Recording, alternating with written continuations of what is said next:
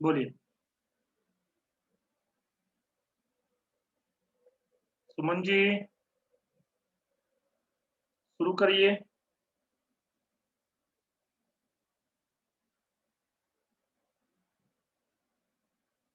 सुमन जी। जी sir. हाँ, बोलिए ना। सर 1 मिनट रुकिए।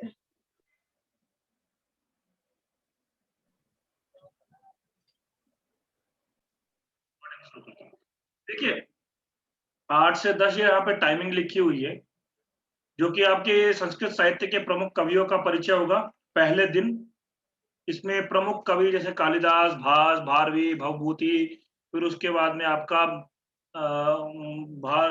दंडी, दंडी के बाद में बाणभट्ट, सुबंधु, जितने भी प्रमुख प्रमुख कवि हैं, उन कवियों के बारे में इसमें बताया जाएगा, उनकी रचनाओं के बारे में, उनके कौन-कौन सी रचनाएँ हैं, उनका समय, उनके माता-पिता का नाम, ये सब चीज़ें इसमें बताई जाएगी, सामान्य परिचय दिया जाएगा। ठीक है? ताकि क्योंकि क्या होता है कवियों के सामान्य परिचय या ग्रंथ पर आधारित प्रश्न सामान्य जैसे मान लीजिए भास के कितने कितने ग्रंथ हैं, तो उन्होंने 13 ग्रंथ लिखे हैं, अब उसमें 13 में से कौन रूपक में मतलब कौन किस पर आधारित है, रामायण पर आधारित, महाभारत पर आधारित या आपका उदयन कथा पर आधारित, ऐसे करके उनका विभाजन किया गया है। फिर उसके बाद में आपका भवभूति के ग्रंथ हैं, फिर उसके बाद में आपके भारवी के हैं, फिर उसका श्रीहर्ष के हैं, बाणभट्ट के हैं। ऐसे हर एक कवि के ग्रंथों के बारे में किसमें कितने अंक हैं, किसमें कितने सर्ग हैं या किसमें किस चीज़ का वर्णन किया गया है, ये सब चीज़ें सामान्य परिचय पहले दिन होगा। ठीक है?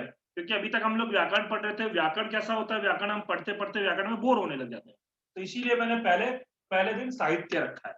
दूसरे दूसरे दिन आपका काव्य लक्षण, काव्य का प्रयोजन, काव्य के भेद एवं काव्य के प्रकार।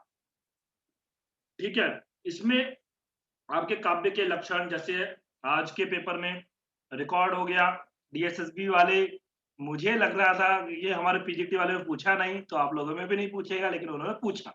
वाक्यम रसात्मकम काव्यम। ठीक है? ये प्रश्न तो निश्चित होता है, वो पूछते ही पूछते हैं। और उन्होंने इस बार भी पूछा, आज का पेपर जो आज पीजीटी वालों का पेपर हुआ है, उसमें भी एक प्रश्न उन्होंने पूछा ही। ठीक है? एक प्रश्न तो निश्चित है, 100 में से एक प्रश्न तो अभी पता लग गया आपको। ठीक है? तो और बाकी जिनके काव्य के लक्षण हैं, जैसे भामा के अनुसार, आपका जयदेव के अनुसार, रस गंगाधर के रचयिता जगन्नाथ के अनुसार, हाँ, आनंदवर्धन के अनुसार, मम्मट के अनुसार, तो जो अलग-अलग आचार्य हैं, उनके अनुसार काव्य का लक्षण क्या है और जो वो लक्षण है, उस लक्षण को मतलब उनके ग्रंथ कौन-कौन से हैं, तो लक्षण के द्वारा हमें ग्रंथ भी पता लग जाएँगे।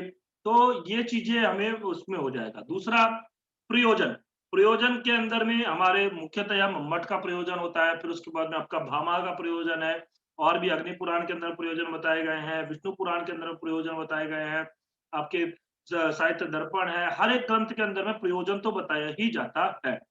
तीसरा उसका भेद, काव्य के कितने भेद होते हैं, उत्तम काव्य, मध्यम काव्य, अधम काव्य करके भेद किया है। हाँ, कोई 4 भेद मानते हैं, कोई 2 ही भेद मान लेते हैं। तो वो कैसे भेद कितने-कितने प्रकार कितने-कितने भेद होते हैं उनका उनका उदाहरण ये सब चीज़ करेंगे। ठीक है? प्रकार, काव्य के कौन-कौन से प्रकार होते हैं। ठीक है? जैसे महाकाव्य हो गया, खंड काव्य हो गया, गीति काव्य हो गया, दृश्य काव्य हो गया, श्रव्य काव्य के भेद से इस सब प्रकार के हम लोग जो है दूसरे दिन इसके बारे में करने वाले हैं। ठीक है? 2 तारीख का हमारा ये। तीसरी तारीख को आपका मॉक टेस्ट रहेगा। अभी तक में हमने जितना पढ़ा है, व्याकरण का एवं आपका ये 2 दिन का, इसको मिला करके एक मैं 100 प्रश्नों का मॉक टेस्ट लूँगा। ठीक है? उन 100 प्रश्नों में आपको देखते हैं कितने मार्क्स आते हैं और कैसा आपका कैसा स्तर रहता है। फिर उसके अनुसार ही हम लोग आगे भी और बढ़ेंगे क्योंकि अभी तक मैंने आपका टेस्ट नहीं लिया है और वो जो टेस्ट होगा फिर हम लोग उसके 100 क्वेश्चन जो होंगे इसमें 100 क्वेश्चन होंगे आपके 5 बजे से 6 बजे तक। यहाँ रात्रि लिखा है उसको सायं करना होगा। कोई नहीं रात्रि सायं बात बराबर ही है वैसे। अभी तो खैर रात्रि नहीं होती पर ठीक है। सुबह का तो बोल नहीं सकते, रात्रि तो शाम का ही है, ऐसा समझ में आ जाता है। डिस्कशन करेंगे, फिर मॉक टेस्ट पे हम लोग उस दिन क्लास में 3 तारीख की क्लास में मॉक टेस्ट पर डिस्कशन होगा। जो 100 प्रश्न पूछे गए हैं, उनमें से 100 प्रश्न में से जैसे मान लो कुछ के उत्तर आपको नहीं आएँगे, तो उनका उत्तर क्या होगा, और मान लो उत्तर आते भी हैं, तो वही क्यों उत्तर है, ये सारी चीज़ों पे हम लोग अच्छे से एक्सप्लेन में डिस्कशन करेंगे। फिर उसके बाद 4 तारीख को हमारा लौकिक छंद होगा। लौकिक छंद के अंदर में हमारे जैसे आर्या हो गया, गीति हो गया, उपगीति हो गया, इंद्र वज्रा, उपेंद्र वज्रा, वंशस्थ, वसंत तिलका, स्रग्धरा, हारिणी, मालिनी, मंदाक्रांता, शार्दुल विक्रीडी, शिखरिणी, शिखरिणी, फिर उसके बाद में आपका शार्दुल विक्रीडी, स्रग्धरा वगैरह हो गया। ये सारे के सारे श्लोक, ये छंदों के लक्षण, हाँ, क्या-क्या उदाहरण हैं, ये सब चीज़ें हम लोग करेंगे। फिर उसके अंदर अलंकार 5वें दिन 5 तारीख को हम लोग करेंगे। अलंकार के अंदर में आप लोग जानते ही हो, अलंकार के अंदर में उपमा, रूपक, तुल्य, योग्यता, निदर्शना, दीपक, अनुप्रास, यमक, वो श्लेष इत्यादि बहुत से अलंकार हैं। उन अलंकारों के बारे में हम लोग अध्ययन करेंगे। ठीक है? ये हमारे 5 तारीख तक की क्लास का है। ठीक है? उसके बाद हमारा यहाँ 6ठे तारीख को आपका एक छुट्टी रहेगा, क्योंकि छुट्टी भी एक होना चाहिए, तो इसलिए एक छुट्टी आपके लिए यहाँ पर है।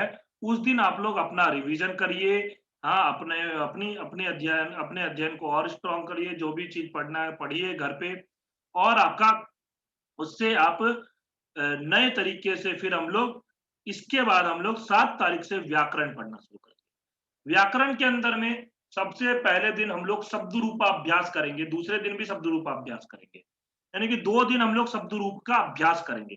शब्द रूप के अंदर में अकारांत, उकारांत, इकारांत, ऋकारांत, फिर उसके बाद में एकारांत, ओकारांत, ये सारे स्वरांत शब्दों का, जितने भी स्वरांत शब्द होंगे, पुल्लिंग हो, स्त्रीलिंग हो, नपुंसकलिंग हो, उन सभी अजंत पुल्लिंग, स्त्रीलिंग, नपुंसकलिंग शब्दों का हम लोग रूप के अभ्यास करेंगे। जैसे मान लीजिए तत् शब्द है, तो तत्, तत् का पुल्लिंग में बनेगा सा तौते, स्त्रीलिंग में बनेगा सा तेता, नपुंसकलिंग में बनेगा तत्ते तानी। तो इस प्रकार से सबका शब्द रूप पूरा, अभी तो मैंने केवल प्रथमा विभक्ति बताया है, इधर पूरा शब्द रूप हम लोग अभ्यास करेंगे।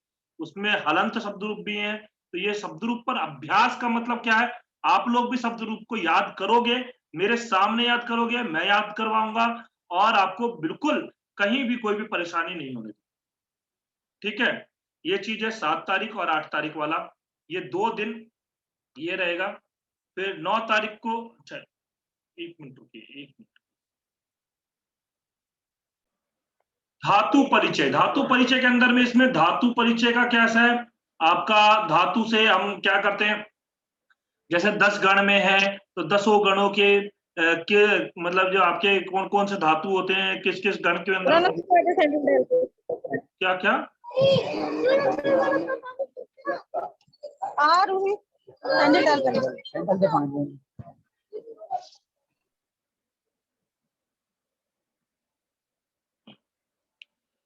तो इसमें 10 गणों का और लकार है, 5 लकारों के अंदर में ही आपको अभ्यास करना है, इसमें 10 लकार तो पूछते नहीं है। ठीक है? पीजीटी में 10 लकार पूछ लेते हैं, पर टीजीटी में 10 लकार नहीं होते, 5 ही लकार होते हैं। तो उन पांचों लकारों का आपको अभ्यास करना है, इन सभी धातुओं के सभी गणों के प्रतिनिधि धातुओं का अभ्यास करना है, और साथ में उसमें विकरण, धातु के अंदर में कौन-कौन से लगते हैं, और कुछ जो होते हैं आपके जैसे परस्मैपदी धातु है, आत्मनेपदी धातु है, तो परस्मैपदी का रूप अलग बनता है, आत्मनेपदी का अलग बनता है, उभयपदी धातु तो दोनों प्रकार के होते हैं। तो इसका अभ्यास और परिचय करवाना बहुत जरूरी है। तो ये हमारा 10 तारीख तक का है। उसके बाद 11 तारीख को मॉक टेस्ट होगा 5 बजे से 6 बजे तक, और 11 ही तारीख को आपका 8 से 10 फिर हम लोग उस मॉक टेस्ट पे चर्चा करेंगे। ठीक है? इसके बाद में आते हैं हमारा 12 तारीख को, देखिए संख्या परिवर्तन का अभ्यास है। संख्या 1 से लेकर के 100 तक संख्या हो गई, 100 तक संख्या है, उसके अंदर में कहीं कोई संख्या मान लीजिए सन्नवती, तो 96 को क्या बोलेंगे, अब 96 को क्या बोलेंगे, आपका 96 षडनवती, सन्नवती, हाँ, और आपका षण्णवती, या आपका कुछ और ऐसा दे देंगे। 4 ऑप्शन देकर के पूछ लिया, ऐसा एग्जाम में पूछा गया है, बहुत से एग्जाम में, डीएसएसबी में भी। अभी तक तो वैसे मैंने देखा नहीं, पर संख्या पे अलग-अलग प्रकार के प्रश्न होते हैं। पिछली बार का जब पेपर देखोगे उसमें संख्या से बहुत से प्रश्न थे। ठीक है, तो संख्या का परिवर्तन का अभ्यास। दूसरा होता है संख्या के अंदर में ये होता है पूर्ण प्रत्यांत। पूर्ण प्रत्यांत का मतलब क्या होता है? जैसे आप मान लीजिए, हम लोग संख्या में ही बोलते हैं पहला, दूसरा, तीसरा, चौथा, पांचवा, छठा, सातवां, आठवां, नौवां, दसवां। एक तो होता है 1, 2, 3, 4, 5, 6, 7, 8, 9, 10। दूसरा होता है पहला, दूसरा, तीसरा, चौथा, पांचवा, छठा, सातवां, आठवां, नौवां, दसवां। तो ये जो है इस प्रकार का अभ्यास, परिवर्तन का अभ्यास, पुल्लिंग, स्त्रीलिंग, नपुंसक लिंग में इसका शब्द रूप भी चलता है, तो उसका अभ्यास, सब चीज इसमें करेंगे। फिर उसके बाद आते हैं समास। समास में मैंने 2 दिन रखा है। समास, समास का भाग 1, भाग 2, मतलब कि क्या है समास, क्योंकि बड़ा प्रकरण है और समास बड़ा प्रकरण है, तो हम लोग समास को करने के लिए थोड़ा टाइम लगेगा। तो उसके अंदर में हम लोग क्या करेंगे, जैसे तत्पुरुष समास है, तत्पुरुष समास में द्वितीय तत्पुरुष है, तो द्वितीय सितातित पतित गतत्यास्त प्राप्तापन्ने, ये सूत्र है। अब सूत्र पर आधारित हम लोग जाएंगे तो समय बहुत लेगा, तो इसलिए हम लोग सूत्र को करेंगे पर दृष्टि केवल कर लेंगे। मान लीजिए सूत्र भी पूछ लिया एग्जाम में, तब भी हम कर पाए, इस दृष्टि से हम लोग चलेंगे, इस तरीके से हम लोग तैयारी करेंगे।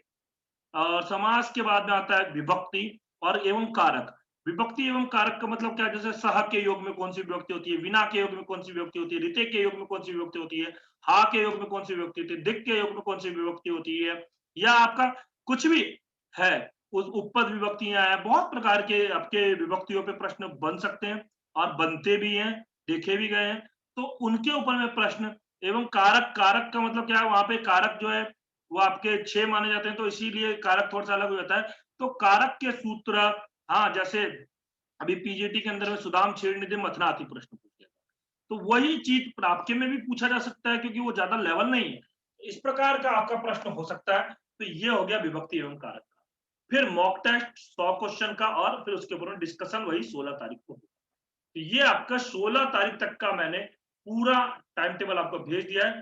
16 के आगे का टाइम टेबल मैं बाद में भेजूंगा, क्योंकि क्या है, अगर एक बार में ही आपको पूरा कर लिया तो फिर उसमें कुछ चीज छूट जाएगा। अभी आप इसमें आप लोग कुछ मुझे सजेस्ट कर सकते हो कि सर ये चीज रह गया, ये चीज आप करवा दीजिए। अभी इसमें सजेस्ट कर सकते हो, तो मैं 16 के बाद में उसको जोड़ दूंगा। नीतू जी। जी सर।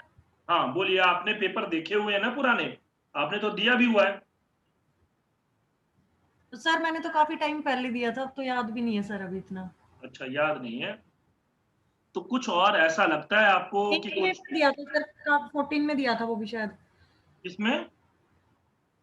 14 में दिया होगा सर शायद। अच्छा। तो इसमें और कुछ जोड़ना है तो वो मुझे बता दीजिए, क्योंकि आप लोगों का भी अनुभव है, तो कोई ऐसा तो नहीं है तो इसमें। सर उपसर्ग प्रत्यय भी तो होंगे। हाँ,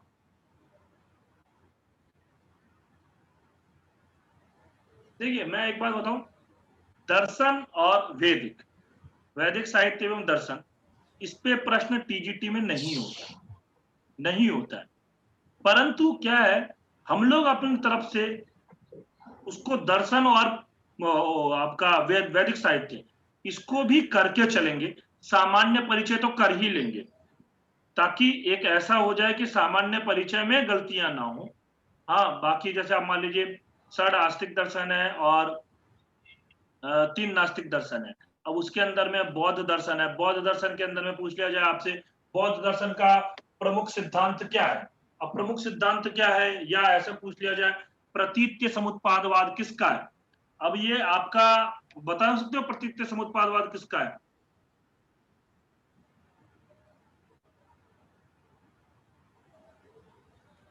किसका है?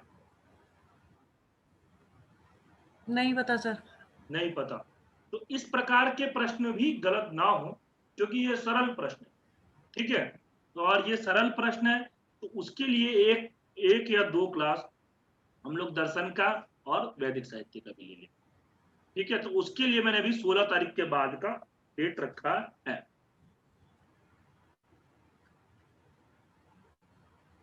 ठीक है, और कुछ? सर उपसर्ग प्रत्यय भी तो आएंगे ना? हाँ, उपसर्ग प्रत्यय भी आएंगे, बिल्कुल आएंगे। अच्छी बात है, आपने बताया तो उपसर्ग प्रत्यय मैं जोड़ दूंगा। और बोलिए।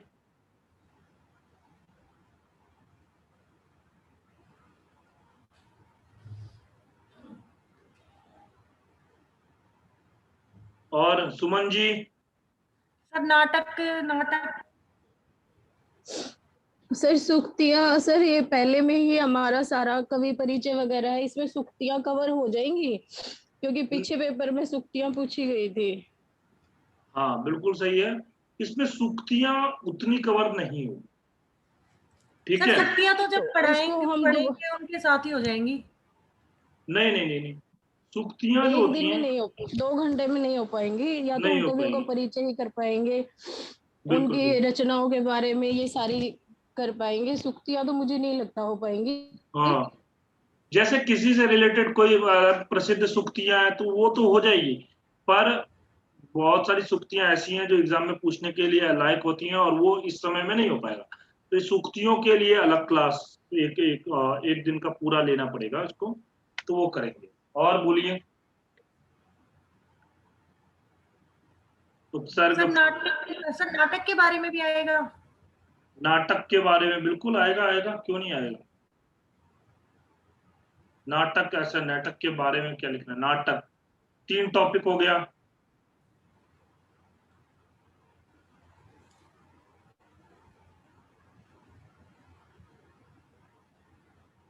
चलिए ठीक है, इतना तक। गद्य पद्य, गद्य पद्य देखिए सालू जी, गद्य पद्य यहाँ पे हम लोग कर लेंगे। गद्य पद्य प्रकार, हाँ, गद्य का लक्षण क्या होता है, पद्य का लक्षण क्या होता है, ये सब चीजें हम लोग यहाँ पे कर लेंगे। हाँ, प्रकार में काव्य के वो भेद में ही आते हैं। हाँ, और आपका जैसे काव्य के भेद में आते हुए अब क्या है, गद्य के प्रमुख साहित्य, संस्कृत साहित्य के प्रमुख कवियों का परिचय। अब यहाँ पे कवियों का परिचय, तो उसके साथ में उसके ग्रंथ का भी परिचय होगा, और जब ग्रंथ का परिचय होगा तो उसके अंदर में ये पता लग जाएगा हमें गद्य काव्य है या आपका पद्य काव्य है। ठीक है, तो वो यहीं पे कवर हो जाएगा। सर तो आज एक क्वेश्चन आया था। नमो नमः सर। हाँ, सर आज एक क्वेश्चन आया था कि पंच संधि हाँ गद्य के, समन्वितम। नहीं सर गद्य के पार्ट, और हमने तो 2 ही पढ़े, कथा क्या ही का, फिर आगे उसके सब पार्ट होते हो, पर उसमें 2 ऑप्शन था ही नहीं, 4 5 इस तरह से 10, ऐसे 4 से स्टार्ट थे मतलब। हाँ, तो गद्य के 5 प्रकार होते हैं ना। कौन, कैसे सर, कौन से? चूर्णक, उत्कलिका, मतलब चूर्णक, मुक्तक, उत्कलिका प्राय, और 2 और है। नहीं, अच्छा उत्कलिका प्राय ऐसा बोला है, ये तो गद्य का लक्षण है। पर मुक्तक ऐसे करके 5 प्रकार है, मेरे को नाम याद अभी नहीं है, पर उसके 5 अच्छा प्रकार है। सर, अभी जस्ट मैंने कुछ दिन पहले ही पढ़ा था। शिवराज भैया सर याद। मैंने तो मुख्य रूप से 2 ही पढ़े हैं, कथा और आख्यायिका का, तो मैं कंफ्यूज बोला बोला थी, बोला बोला मुझे पता ही नहीं था बोरा लाल क्या है किला। इसका। सालू जी फर्स्ट पार्ट कैसा आया था? फर्स्ट पार्ट भी इजी था, इजी था पेपर, इजी था। सारा कुछ इजी था, हाँ अच्छा था पेपर। बट वही है कि अच्छा था वो सभी के लिए हाँ अच्छा था, देखिए, कोई ये रहा, हमारे लिए तो अच्छा नहीं था। हाँ वो ये तो है। तो लोग देखिए, ये भी बोल रहे थे हम तो पढ़ के भी नहीं आए थे, फिर भी हमारा इतना अच्छा गया। ये देखिए यहाँ पे ये दिया हुआ है कि यहाँ पे ये है, गद्य के 4 भेद बताए हैं बाद में। ठीक है, 4 भेद किया है: मुक्तक, वृत्तगंधी, उत्कलिका प्राय और चूर्णक। ठीक है, मतलब सर स्टार्टिंग से 4 है? हाँ, मुक्तक, अच्छा पहला मुक्तक हो गया, दूसरा हो गया आपका वृत्तगंधी, तीसरा हो सर, गया ये नहीं पढ़े चूर्णक, हमने कभी, इस तरह से नहीं पढ़ा हमने सर कभी, और हमने तो 2 ही पढ़े हैं, चौथा हो गया आपका कथा और आख्यायिका। आपका उत्कलिका प्राय। ये चीज अभी जस्ट मैंने पढ़ा था, और 5 जो है ना वो आया था, वो उसके माने जाते हैं, तो थोड़ा सा कंफ्यूजन मुझे हो गया नहीं था। सर 4 भी था, ऑप्शन में 4 था। हाँ, 4 था ना, बिल्कुल सही है। और हम्म 4 क्योंकि कैसा है, बाद में इसके गद्य काव्य के 2 भेद मान लेते हैं, एक तो कथा और आख्यायिका। हाँ जी, वही मेरे को पता था। आप देखिए, गद्य काव्य के 5 भेद होते हैं, मैं यही कह रहा था, 5 भेद भी मानते हैं। वो कौन कौन से हैं? आख्यायिका, कथा, खंड कथा, परिकथा और कथालिका। ये पता क्या है, वस्तुतः देखा जाए तो ये मैंने नोट्स जो भिजवाए थे ना आपको साहित्य दर्पण पे, उसमें ये लिखा हुआ है, मुक्तक, वृत्तगंधी, चूर्णक और उत्कील लिखा है। समझे शालू जी? शालू जी? सर अगर वेद पूछे जाते हैं तो 4 बताए जाएंगे ये। हाँ, 4 बताए जाएंगे। और ये मैंने साहित्य दर्पण पे छठा परिच्छेद पढ़ा नहीं पाया समयाभाव के कारण। हाँ, और मुझे पता था कि छठे परिच्छेद से प्रश्न आएंगे, तो मैंने उसके पूरे के नोट्स बनवाए थे। 2-3 दिन लगे थे, हाँ, पर लेकिन उसमें बहुत मेहनत लगा था और पूरे दिन भर बैठ करके लिखना पड़ता था। तो वो पूरा नोट्स उसके मैंने भिजवा दिए थे ग्रुप में और मैंने कहा भी था ये पढ़ लीजिएगा। तो उसमें ही लास्ट में देखिएगा है। जी गुरुजी, इसमें था गुरुजी। सर शिक्षण विधियां भी आती है हाँ, लास्ट। शिक्षण विधियां भी आती है। ठीक है, साहित्य दर्पण में क्योंकि ये है इसलिए मैं बोल रहा हूँ कि ये किया था और मेरे सामने ही उसने लिखा था, तो इसलिए मैं बोल रहा हूँ। और आपका षष्ठ परिच्छेद से तो होंगे प्रश्न, जैसे पंच संधि समन्वितम वाला मुझे बोला था उसने ज्योति ने, नाटक के ऊपर में आया था, विष्कंभक इत्यादि के ऊपर में आया था।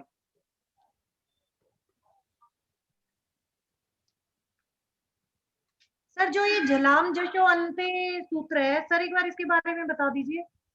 झलाम जसो अंते, हाँ जी।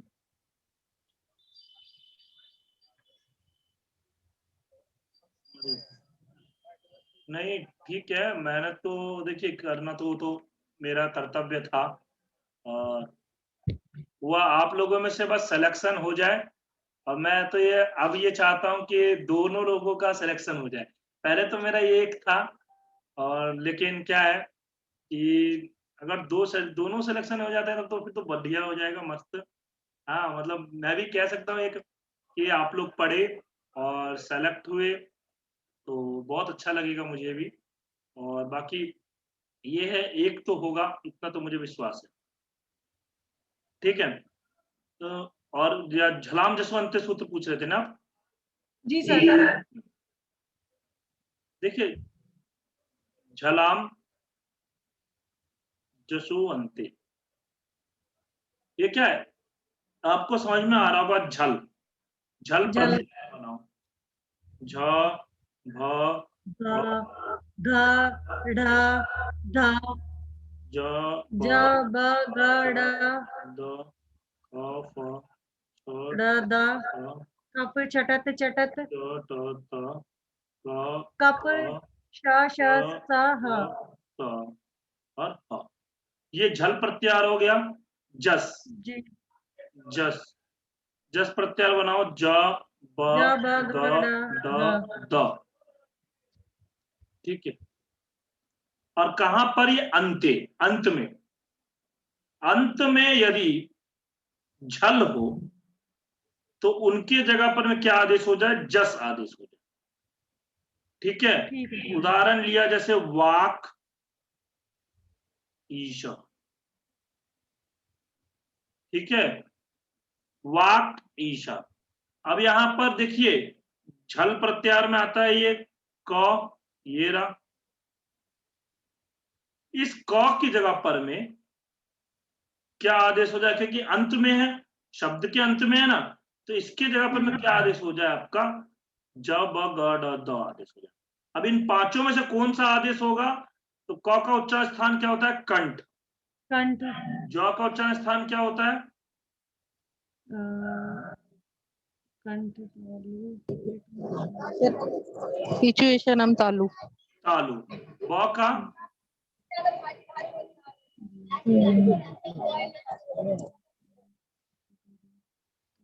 ब का क्या होता है? उपदमानीय नाम ओष्ठ। ओष्ठ। ग का कंठ। कंठ। द का नासिका। द का मूर्धा। नहीं, नासिका नहीं होगा सर। नामकरण नाम वर्ग हो जप गया ना। गढ़ नहीं, तवर है। वो है यहाँ ऋतुर शाना मूर्धा। हाँ, ये अंग है, ऋतुर ये शाना ड है, मूर्धा। ड। ऋतुर मूर्धा। शाना मूर्धा। हाँ, द का ऋतुलसनम दंता। दंत। तो ये आपका ये पांचों के उच्चारण स्थान है। अब क का उच्चारण स्थान क्या है? कंठ। तो ग का उच्चारण स्थान क्या है? कंठ। तो क की जगह पर में क्या हो जाएगा? ग हो जाएगा। तो हमारा क्या बन जाएगा? वा गी स। ठीक है, वागीशः। आया समझ में? जी सर।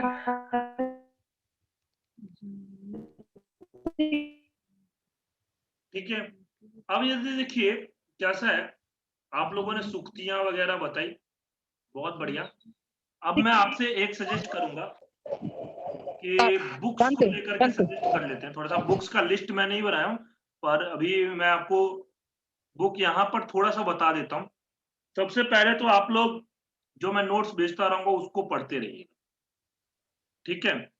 क्योंकि कैसा है, वो अगर आप पढ़ते रहते हो, जैसा अभी सालू जी ने बोला, अगर वो पढ़ लिए होते तो हो गया होता। ये प्रश्न वैसे कठिन नहीं था, ठीक है? जिस किसी ने भी पढ़ा होगा उसका हो ही जाएगा साहित्य दर्पण में, ये आपका लास्ट में है, ठीक है? तो नोट्स पढ़ते रहिएगा। एक चीज मैं सजेस्ट करूंगा बुक्स के लिए, आपके पास में बुक्स वगैरह तो होगी, परंतु साथ में 9वीं 10वीं इन दोनों की संस्कृत की एनसीईआरटी की बुक, ठीक है, वो लेकर के आप लोग पढ़ते रहिए।